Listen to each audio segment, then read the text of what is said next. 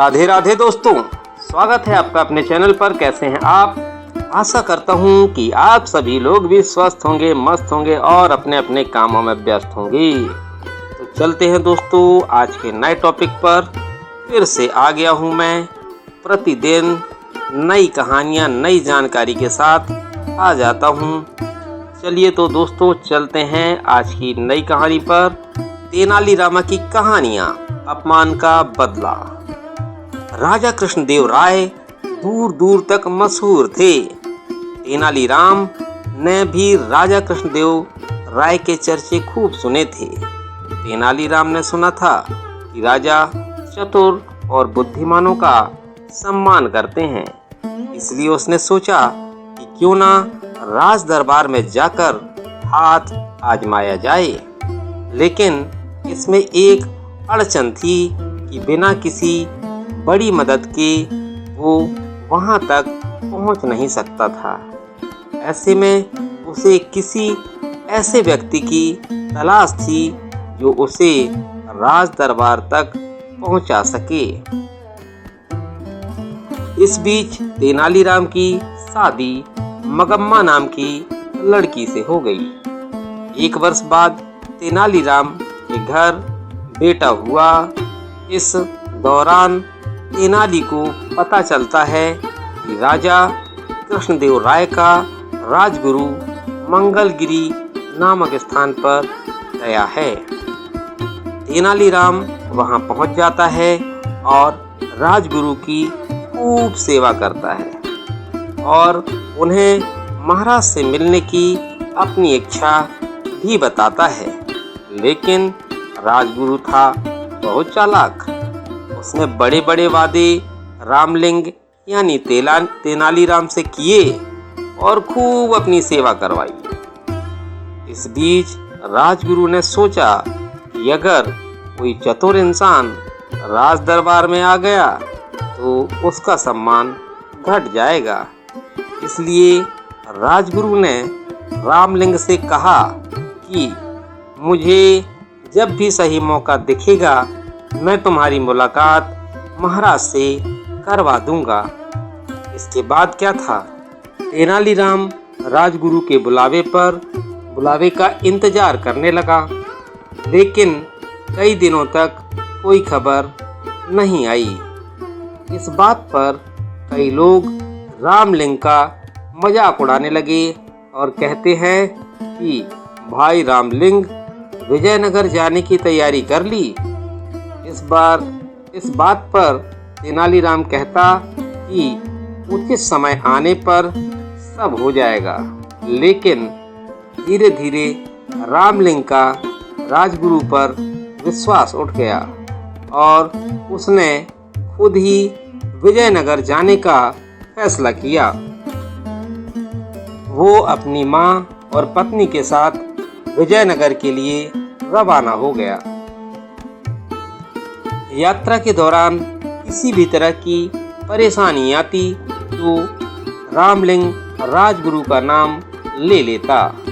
रामलिंग ने अपनी मां से कहा, व्यक्ति जैसा भी हो लेकिन नाम ऊंचा हो तो सभी काम हो जाते हैं, इसलिए मुझे अपना नाम बदलना होगा।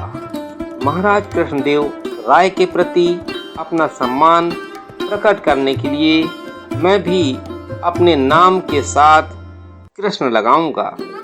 इस बात पर तेनाली की मां ने कहा, बेटा मेरे लिए तो दोनों नाम बराबर हैं। मैं तुझे राम बुलाती थी और आगे भी इसी नाम से बुलाऊंगी। 4 महीने की यात्रा के बाद आखिरकार तेनालीराम विजयनगर पहुंच जाता है।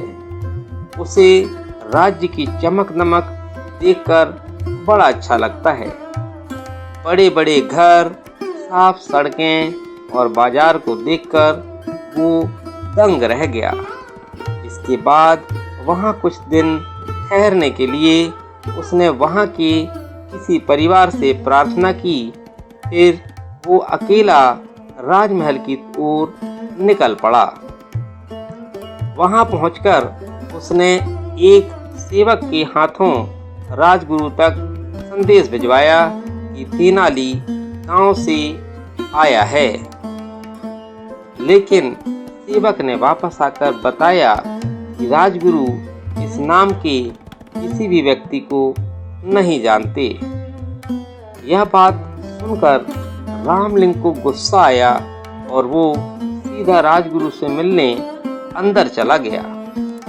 अंदर पहुंचकर उसने राजगुरु से कहा कि मैं रामलिंग मंगलगिरी में आपकी सेवा की थी। लेकिन राजगुरु ने जानबूझकर उसे पहचानने से इनकार कर दिया। राजगुरु ने रामलिंग को धक्के देकर वहां से निकलवा दिया।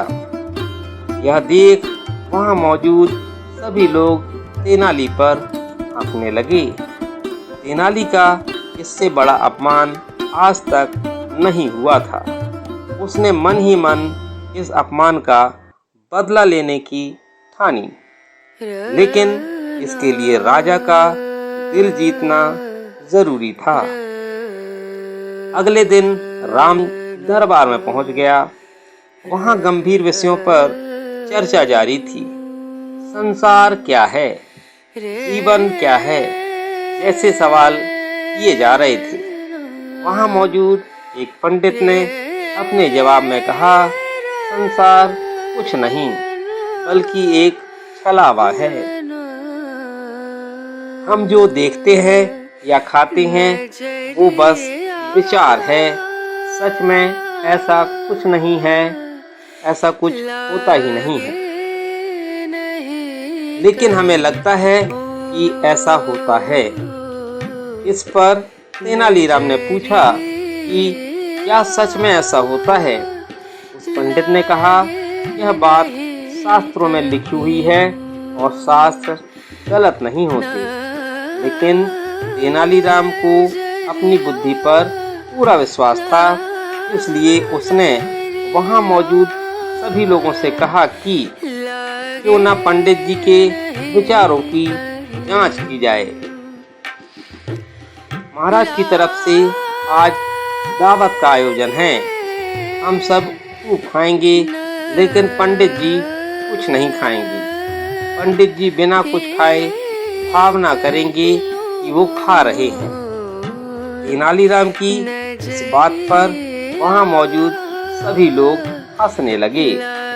पंडित जी शर्म से पानी पानी हो गए। महाराज भी रामलिंग से बहुत खुश हुए और उसे स्वर्ण मुद्राएं भेंट की। इसके बाद राजा कृष्णदेव राय ने तेनालीराम को राजगुरु तक का पद दे दिया। वहां मौजूद सभी लोगों ने महाराजा के फैसले का स्वागत किया और फैसले की प्रशंसा करने वालों में राजगुरु भी था। इस कहानी से हमें यह सीख मिलती है कि किसी का भी अपमान नहीं करना चाहिए और ना ही किसी से झूठा वादा करना चाहिए। तो दोस्तों, कैसी लगी आज की कहानी? आशा करता हूँ अच्छी लगी होगी। अगर कहानी अच्छी लगी हो तो कमेंट बॉक्स में कमेंट जरूर करिएगा और बने रहिएगा चैनल पर। मिलते हैं दोस्तों कल फिर अगली कहानी या अगली जानकारी के साथ। तो बहुत बहुत धन्यवाद आप सभी का पूरा वीडियो या पूरी बात सुनने के लिए। सभी को राधे राधे। नहीं कहीं नजरिया